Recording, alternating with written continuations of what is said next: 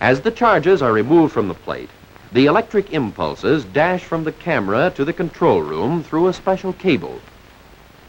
Here, great pains are taken to keep them from getting muddled or out of proportion and to prevent any interference.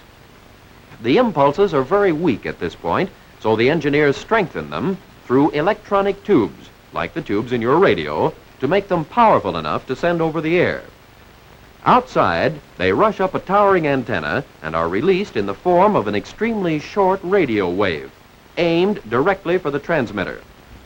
The transmitter, which acts as a link between the studio and the television audience, is always at a high altitude.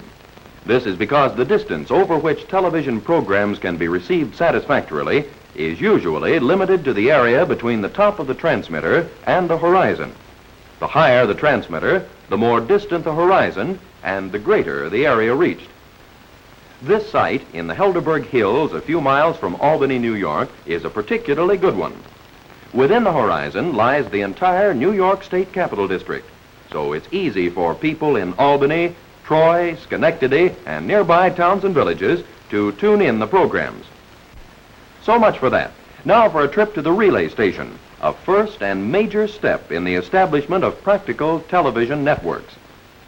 Because this station is at a still higher altitude and practically free from any noise or other interference, it manages to receive programs which are broadcast from New York City, 129 miles away, even though it is somewhat below the horizon, as seen from the top of the Empire State Building.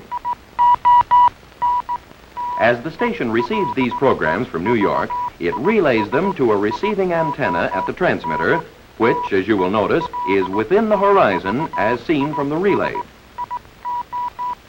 At the transmitter, they are given greater power and rebroadcast all over the Capital District, completing the network, the first television network in history.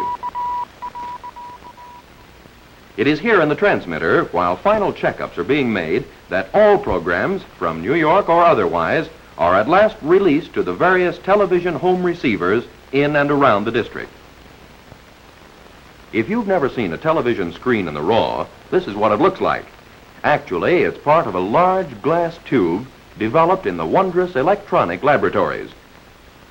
The end of the tube is frosted on the inside with a sensitive chemical, the same type of chemical that is used in fluorescent lamps.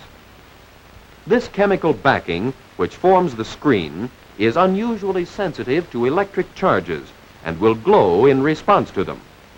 So, whenever television signals reach the tube, the screen gives off light, and the amount of light it gives off depends on the strength of the electric impulses. Striking the chemical screen in order, the impulses are transformed back into the same points of light and shadow that make up the scene in front of the camera, and our electric pictures become visible. The whole process, from camera to receiver, seems to take a lot of time and trouble, doesn't it? Yet, in spite of the complications, in spite of the distance, we see whatever is being televised almost instantaneously.